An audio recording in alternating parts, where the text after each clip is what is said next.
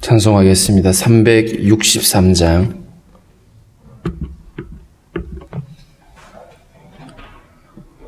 (363장입니다)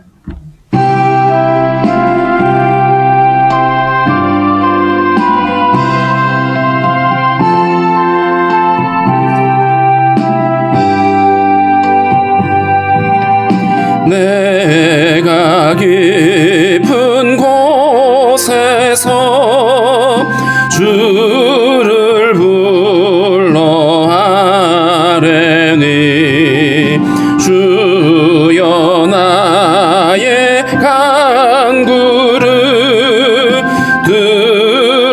들어주심 바라고 보좌 앞에 나가니 은혜 내려주소서. 주가 죄를 살피면 누가 능히 서리요. 오직 주만 모든 죄 용서하여 주시니 주님 앞에 떨면서 용서하심 빕니다. 파수꾼이 새벽을 기다리고 바라듯 나의 영혼 주님만 간절하게 바라네. 이스라엘 백성아 주를 바라보아라. 주의 크신 은혜와 그의 능력 바라라. 주의 깊은 은총에 우리 구원이 있으니 변함없는 주님만 믿고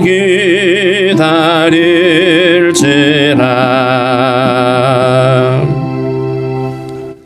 기도하겠습니다. 살아계신 하나님 아버지, 감사합니다. 오늘도 우리에게 새날을 허락해 주시고 주님 앞에 나와 간구하며 기도하게 하시니 감사합니다.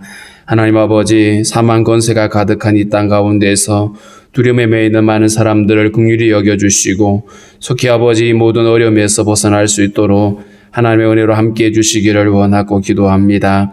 무엇보다도 아버지, 일로 인해서 어려움을 겪고 있는 많은 사람들 하나님 위로하여 주시고 평강을 더하여 주시기를 원합니다. 하나님 아버지, 한란날에 나를 부르라 하셨사오니 우리가 날마다 주님을 바라볼 수 있게 도와주시고 우리의 부르짖음에 듣고 응답하시는 하나님의 선하신 은혜를 경험할 수 있도록 인도하여 주옵소서. 오늘도 머리 숙여 간구하는 성도들의 간구를 기뻐 받아주시고 하나님 아버지, 주님 보시기에 선한 것으로 응답해 주시기를 원합니다. 성도들의 가정과 기업에 주의 복을 다하시며 은총을 다하여 주옵소서.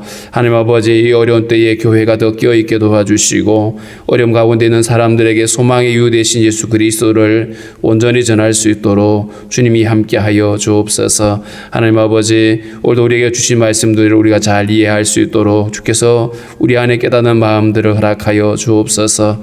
나라의 부름받은 형제들 오늘도 하나님 믿음으로 승리하게 하시고 맡겨진 사명들 잘 감당할 수 있도록 주의 은총을 허락하여 주옵소서. 예수님의 이름으로 기도하옵나이다. 아멘.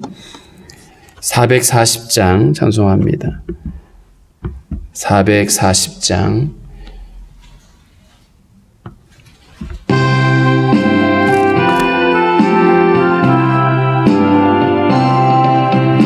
어디든지 예수 나를 이끌며 어디든지 예수 함께 가려네. 예수 함께하니 가면 낙없고 예수님과 동행하면 겁없네. 어디를 가든지 겁낼 것 없네. 어디든지 예수 함께 가려네. 세상 친구 모두 나를 떠나도 주와 동행하면 외로움 없겠네.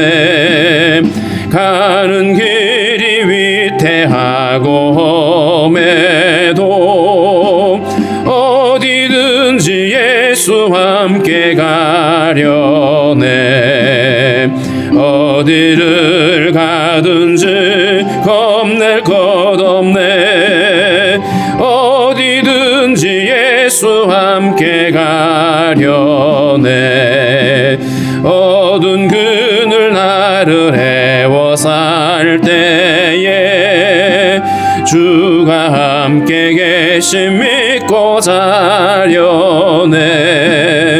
죽은 후에 천국에서 깨어나 예수 함께 길이 살리라. 어디를 가든지 겁낼 것 없네. 어디든지 예수 함께 가려네.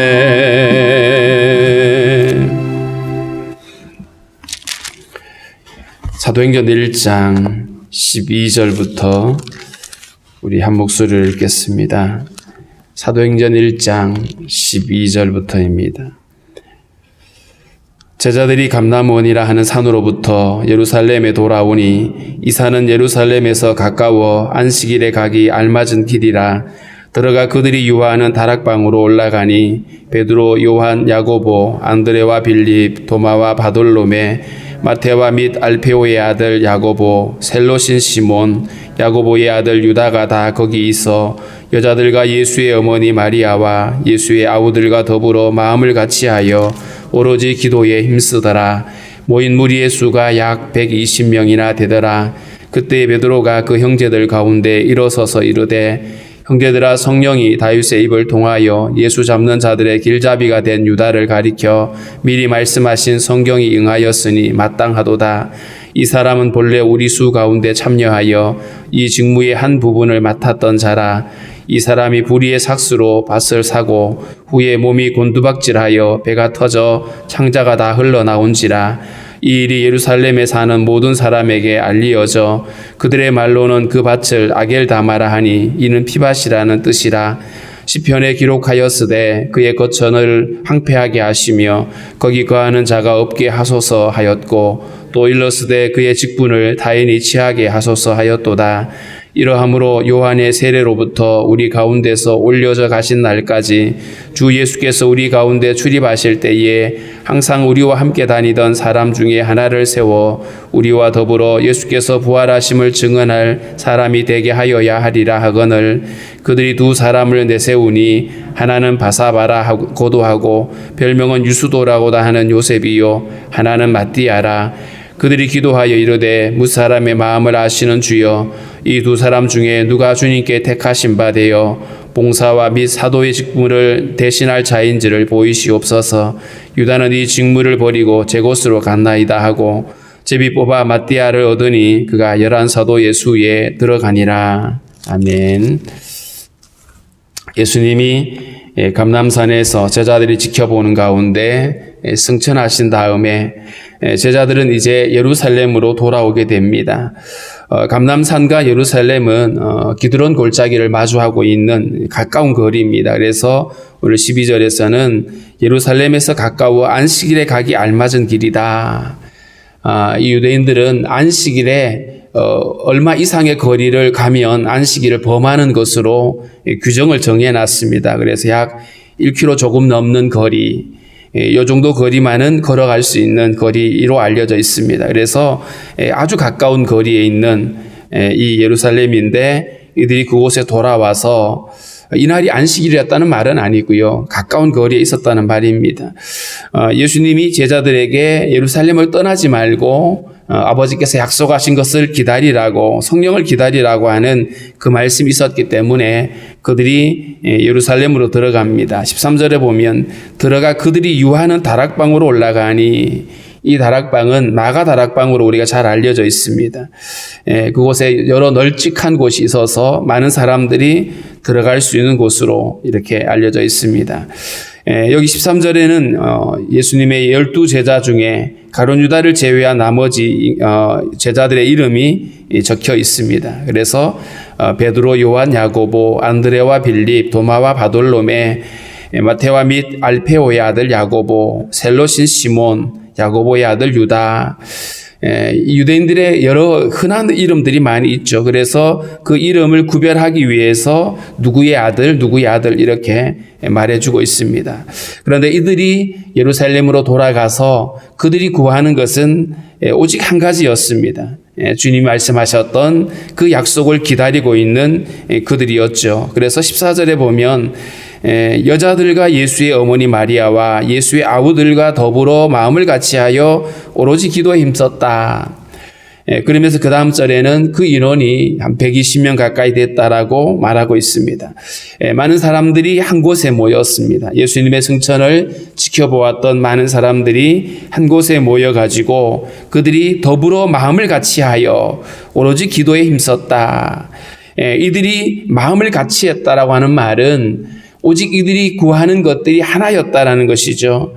같은 기도를 하고 있습니다. 같은 목적을 위해서 같은 기도를 하고 있는데 이들이 지금 구하고 있는 것이 주님 약속하신 그 성령이죠.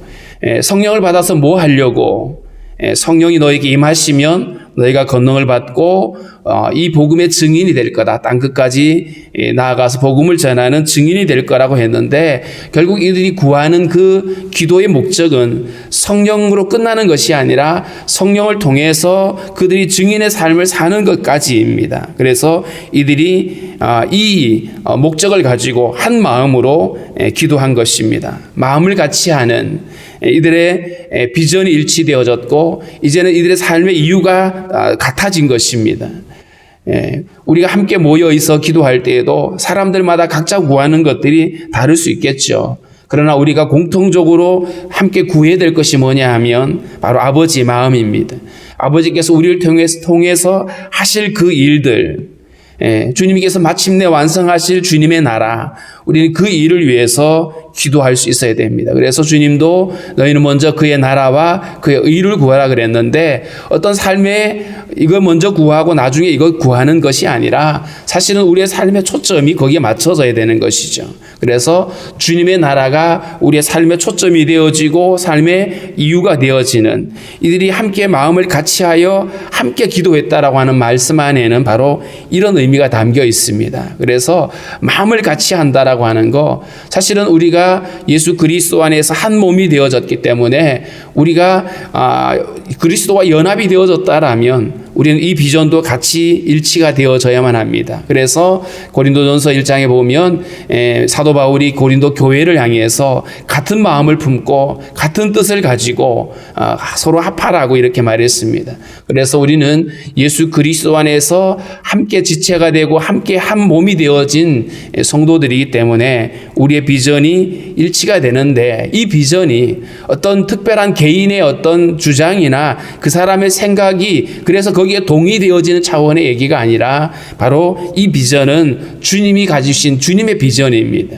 하나님 우리에게 보여주신 것이고요. 주님의 이 비전은 각 사람들에게 다양하게 나타나는 것처럼 보이지만 목적은 하나입니다. 주님의 나라가 완성되어지는 것이죠. 그렇기 때문에 우리가 일반적으로 하나님의 뜻이라고 말할 때에 각자를 향하신 하나님의 뜻이 다르게 보이겠지만 그러나 궁극적으로는 이것입니다. 모든 민족이 주께 돌아오는 것, 복음으로 하나가 되어지고 그들이 구원을 받는 것이 하나님의 뜻이라는 사실을 우리는 잊지 않고, 그렇기 때문에 이 목적을 이루기 위해서 오늘 내가 무엇을 해야 될 것인가를 우리가 집중한다라면 우리는 그 목적을 잃어버리지 않을 것입니다. 만약에 교회가 이 목적을 잃어버리면 어떻게 될까요? 계속해서 우리는 상황에 끌려가게 되고 그 시대의 흐름에 따라서 그냥 흘러갈 수밖에 없을 겁니다. 그런데 목적이 분명해지게 되면 어떤 어려움이 있어도 우리는 그 목적을 향해 달려가게 되는 것이고요. 그 목적이 정해지면 우린 방법은 찾아가는 것입니다.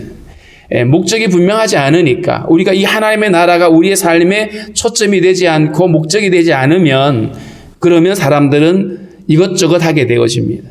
목적이 분명하지 않기 때문에 사람들은 방향도 우왕좌왕할 수밖에 없는 것이죠. 그러나 목적이 정해진 사람은 설령 한번 내가 길을 잘못 들어섰다고 할지라도 그 길을 끝까지 다시 찾아가게 되는 거예요. 요즘 자동차마다 내비게이션이 달려 있잖아요.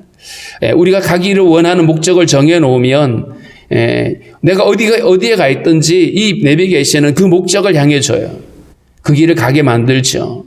이처럼 목적이 정해진다라고 하는 것은 중요합니다. 그런데 정해져 있지 않으면 어떻게 되죠? 내가 잘못 들어간 길에서 어디로 가야 될지 알지 못해지는 거예요. 그냥 가고 싶은 대로 가보는 거죠. 그런데 우리의 신앙생활은 그런 것이 아니라 하나님의 나라 그리고 그분의 뜻이라고 하는 이 분명한 목적을 가지고 우리가 나아가게 되면 내가 지금 처해 있는 상황에서 그 형편에서 그 목적을 찾아가게 되는 거예요. 그래서 목적이 분명해지면 방법은 계속 찾아지게 돼 있는 것이거든요. 그래서 오늘 이들이 기도했다라고 하는 이거는 단순히 그냥 그들이 모여서 기도했나 보네 라고 하는 차원의 얘기가 아니라 이들이 성령을 기다리고 그리고 성령을 통해서 자기들이 어떤 삶을 살기를 원하는지 여기 함께 포함되어 있음을 우리는 잊지 말아야 됩니다. 그래서 우리가 하나님께서 우리에게 주신 비전이 뭔지, 우리가 함께 품어야 될 그 꿈이 어떤 것인지를 우리 놓치지 말아야 될 것입니다. 15절 말씀에는 이제 그들이 같이 모여서 기도하던 중에 베드로가 형제들 가운데 일어나서 이렇게 얘기를 합니다. 여기서 베드로가 그 많은 사람들 가운데 일어나서 이 얘기를 하는 것은 이미 베드로는 제자들 가운데 리더가 되어 있음을 알 수 있죠. 그래서 베드로가 이렇게 얘기를 합니다. 형제들아, 성령이 다윗의 입을 통하여 예수 잡는 자들의 길잡이가 된 유다를 가리켜 미리 말씀하신 성경이 응하였으니 마땅하도다. 이제 베드로가 이야기를 꺼내는 요지가 뭐냐 하면 예수님께서 12명의 제자를 정하셨거든요. 그런데 그 12명 중에 한 명인 유다가, 가룟 유다가 이제 결혼이 된 것이죠. 예수님이 12제자를 택하신 것, 그리고 하나님이 12지파를 택하신 것은 하나의 상징적인 의미가 있습니다. 완전수라고 그래가지고 결국 이 이스라엘을 택하는 것과 그리고 제자들을 택하는 것이 이들만을 위한 것이 아니라 모든 민족과 모든 열방을 위한 하나님의 계획임을 여기에 담아주고 있습니다. 그래서 꼭 12명만 있어야 되나, 13명은 안 되나, 11명이면 안 되나, 이런 어떤 숫자의 의미보다 상징적인 의미인 거죠. 그래서 12명이라고 하는 제자를 지금 채우자라고 주장을 하고 있는 것입니다. 그래서 어떻게 보면 주님의 사역을 감당하기 위해서 이제 본격적으로 복음을 전하는 증인으로 이제 교회가 세워지기 위해서 이들이 지금 준비하고 있는 겁니다. 앞에서 성령을 기다리는 이들의 기도도 준비 과정이죠. 이 준비 없이는 이들은 분명히 혼란에 빠질 수밖에 없습니다. 오늘 이 마찬가지로 이들이 12명의 제자를 채우기 위해서 이렇게 얘기를 하는데, 그런데 오늘 이 다윗이 단순히 가룟 유다가 없어지는 어떤 상황 때문에 한 명 더 채웠으면 좋겠다라고 하는 말이 아니라 이거를 말씀에, 구약 성경의 말씀에 근거해서 이야기를 하고 있어요. 그러면서 다윗이 이미 성령의 감동을 받아서 이런 일이 있을 거라고 미리 예언을 했다. 그러니까 예수 잡는 자들의 길잡이가 된 유다, 예수님을 팔기 위해서, 예수님이 누군지를 지목해 주기 위해서 은 30을 받았죠. 그 가룟 유다에 대해서 미리 말씀하신 성경이 있었다라고 말합니다. 그 말씀이 시편에 기록이 되어 있는데, 먼저 17절부터 18절 19절에 보면 가룟 유다가 이제 어떻게 되어졌는지, 예수를 팔고 나서 그의 어떤 나머지 삶이 어떻게 되었는지를 이야기를 해주는데, 마태복음 27장에 보면 가룟 유다가 예수님이 체포당하고 신문당하는 장면을 보면서 양심의 가책이 느껴졌어요. 물론 회개하고 돌이킨 것은 아닙니다. 양심의 가책이 느껴졌고, 이러려고 내가 예수를 판 게 아닌데, 그래서 대제사장들을 찾아가서 나는 이러려고 한 것 아니다. 그러면서 예수의 무죄를 얘기합니다. 그러면서 돈을 그들에게 던져주죠. 그런데 대제사장들이 비웃습니다. 그건 네 몫이지. 우리와 상관없다. 이미 끝난 얘기다. 그랬는데 이 가룟 유다가 자기가 그들에게서 받은 은 30을 성전에다가 던져버리고 나가죠. 대제사장은 그걸 받아가지고 이걸 다시 성전에 넣자니 찜찜하거든요. 사람을 판 돈입니다. 그래서 그것을 가지고 밭을 하나 사가지고 나그네들의 묘지를 삼았습니다. 그래서 그 밭 이름을 피밭이라고 표현했는데, 사람들이 피밭이라고 이름을 붙인 이유는 마태복음에서는 무지하신 예수님의 피를 흘렸기 때문에 그 피값으로 사신 밭이다 라는 의미로 얘기를 했고, 오늘 누가복음에 보면 이 가룟 유다의 비참한 죽음을 이야기하고 있습니다. 불의의 밭을 샀다, 삭수로 밭을 샀다. 가룟 유다가 밭을 산 게 아니고 가룟 유다가 받았던 그 돈으로 샀다는 것이죠. 가룟 유다의 그 죽음은 목을 메어서 죽었는데, 아마 그 목을 메었던 끈이 끊어져서 밑에 땅에 떨어지면서 배가 터졌다라고 비참한 그의 죽음을 이야기하고 있습니다. 주를 반역하고 팔아버렸던 그의 삶이 결코 아름답지 않았음을 말해주고 있지요. 자, 그러면서 오늘 이 베드로가 이 가룟 유다의 죽음이 성경에 기록되어져 있던, 다윗이 기록한 그 말씀에 기록되어진 것들의 성취였다. 20절에 그의 거처를 항폐하게 하시며 거기 거하는 자가 없게 하소서 하였고, 또 일러스되 그의 직분을 타인이 취하게 하소서 하였도다. 먼저 그의 거처를 항폐하고 거기 거하는 자가 없게 해달라. 가룟 유다의 거처가 결국은 사람들이 거처하지 않는 공동묘지였고요, 나그네들을 위한 묘지가 되어졌다. 그래서 거기는 사람들이 거기 가까이 가지 않죠. 그래서 황폐한 곳이라고 말했습니다. 그가 얻은 것을 가지고 결국 남겨진 것은 황폐한 밭이었다라고 말하고 있고요. 그 다음에 그의 직분을 타인이 취하게 하소서 하였도다. 그의 직분은 17절에 있는 것처럼 이 사람은 본래 우리 수 가운데 참여하여 이 직무의 한 부분을 맡았던 자다. 복음서에서는 그가 회계를 맡았다 그러죠. 돈을 맡은 자였다 그럽니다. 12명의 제자 중에 각자의 역할이 있었을 텐데 가룟 유다가 적지 않은 부분의 역할을 맡았던 사람입니다. 그런데 그가 죽고 나서 그의 직분을 타인이 취하게 하소서. 그에게 좋은 기회가 주어진 거죠. 예수님의 제자라고 하는 기회가 주어졌는데, 그래서 3년 동안 같이 예수님과 동행하고 동거동락을 했는데 그가 자신의 생각을 꺾지 못했습니다. 예수님에 대한 자기 기대가 있었던 거죠. 그런데 자기 기대가 미치지 않으니까 결국 예수님을 배신하고 팔아버렸습니다.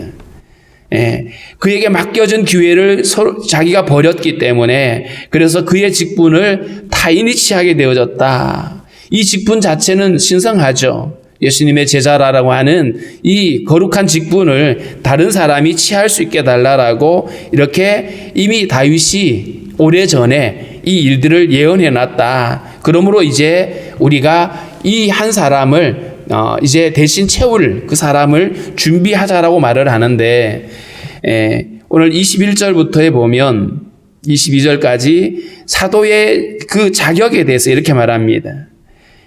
요한의 세례로부터 우리 가운데서 올려져 가신 날까지 주 예수께서 우리 가운데 출입하실 때에 항상 우리와 함께 다니던 사람 중에 하나를 세워. 그러니까 첫 번째 자격이 예수님이 공생애를 시작할 때부터 승천하실 때까지 우리와 함께 다녔던 한 사람. 실제로 예수님과 함께 다녔던 사람들 중에는 12제자들 뿐만 아니라 많은 사람들이 있었습니다. 그래서 70명의 제자도 있었고요. 그 외에도 많은 제자들이 예수님을 따랐습니다. 그런데 오늘 그 사도 되는 어떤 그 자격 중에 하나가 바로 항상 우리와 함께 다녀야 되는 사람, 그 얘기를 했죠. 그리고 두 번째가 뭐냐 하면 우리와 더불어 예수께서 부활하심을 증언할 사람이 되게 하여야 하리라.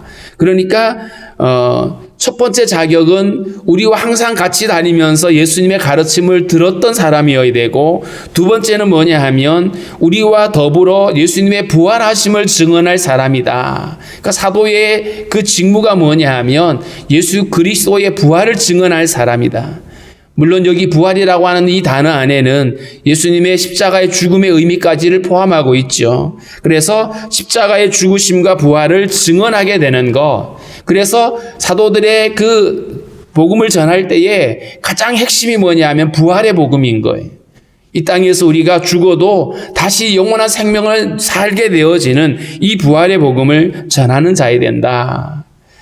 그저 예수 믿으면 마음이 편안합니다. 예수 믿으면 복 받습니다. 라고 하는 말로는 부족한 것이죠. 예수를 믿음으로 우리가 제사함을 받게 되고 우리에게 영원한 생명이 주어지는 이 바로 부활의 복음을 우리가 사람들에게 전해야 되고, 무엇보다 우리 자신이 이 복음을 알아야 되는 거죠. 그래서 예수님과 함께 동행하면서 이것을 생생하게 목격하고 여기에 대한 진리를 분명히 아는 사람, 그리고 그 일을 위해서 증인이 되어질 자를 세우자라고 말하고 있습니다. 그래서 가장 중요한 게 뭐냐면 세 번째입니다. 그래서 두 사람을 이들이 택해서 세우는데, 하나는 바사바, 혹은 한 사람은 마띠아입니다. 그래서 두 사람을 세워놓고 하나님께 이렇게 기도하죠. 24절에 그들이 기도하여 이르되 뭇사람의 마음을 아시는 주여, 이 두 사람 중에 누가 주님께 택하신 바 되어 봉사와 및 사도의 직무를 대신할 자를 보이시옵소서. 유다는 이 직무를 버리고 제 곳으로 갔습니다. 제 곳으로 갔다라고 하는 이 말이 참 슬픈 이야기죠. 주님의 부름을 받았는데 그 길을 가면 참으로 복된 일이고 영광스러운 길인데 제 곳으로 갔습니다. 제 곳이 어디죠? 죄의 생명을 가지고 제 곳 갈 곳은 지옥 형벌밖에 없거든요. 바로 그 길을 가버린 겁니다. 주님의 부르심을 외면하고 그것을 포기하고 돌아가버린 그의 모습을 제 곳으로 갔다라고 표현을 했습니다. 이들의 기도가 이 두 사람 중에 주님이 택한 자를 주님이 정해 주십시오라고 하는 하나님의 선택에 대한 이야기를 합니다. 가장 중요한 것이 이거인 거예요. 우리가 보기에 이 사람이 좋은 것 같아. 그래서 택하는 것이 아니라 주님이 보시기에 맞아야 되는 주님의 선택을 이야기하고 있습니다. 그래서 이들이 하나님의 주권에다가 기도하고 제비를 뽑죠.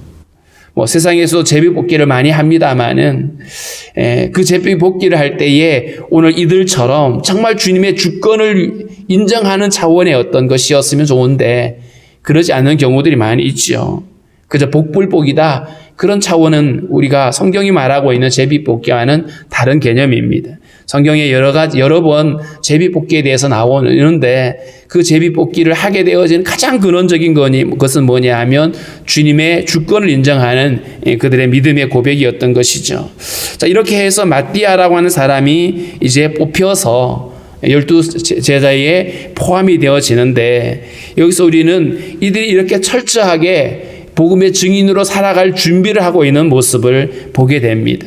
주님의 일을 함에 있어서, 그리고 주님의 나라와 주님의 뜻을 이루기 위해서 이들이 준비하는 과정을 통해서 우리가 받아야 될 것이 뭐냐 하면, 우리 역시 주님의 일을 하기 위해서는 이런 가장 기초적인 준비가 필요하다는 거예요. 선교사가 해외에 나가는 것도 대단한 열심이고 각오가 필요하죠. 그런데 그 중에서도 가장 중요한 준비가 뭐냐 하면 바로 이것입니다. 성령을 받아야 되고요. 거듭나야 되고, 무엇보다도 복음의 증인으로 살아갈 준비가 되어 있어야 된다는 사실을 알 수가 있습니다. 다른 거 거기 가서 살 집을 준비하고 이런 거 저런 거 준비하는 것보다 훨씬 더 중요한 것이 바로 이러한 믿음의 준비인 거죠. 그래서 준비도 하나님의 일이다, 이런 표현이 있습니다. 주님의 나라와 주의 일을 위해서 우리가 쓰임 받기 위해서도 우리가 가장 먼저 준비되어져야 될 것이 바로 성령 충만함이고요. 그리고 오늘 이 제자들이 함께 그 복음을 위해서 준비하기 위해서 오늘 이 가룟 유다를 대신할 사람을 채우는 이 얘기들을 통하여서 우리가 알 수 있는 것은 철저하게 우리가 주님의 나라와 주의 뜻을 위해서 준비된 모습으로 서 있는 것, 그럴 때 주님이 우리를 통해서 일하신다는 사실을 알 수가 있습니다. 그래서 오늘은 그런 기도를 했으면 좋겠습니다. 이때 우리 교회가 정말 주님의 나라와 일을 위해서 쓰임받는 교회가 될 수 있도록 준비된 교회가 되게 해달라고, 준비된 성도가 되게 해달라고 우리 함께 그렇게 기도하겠습니다.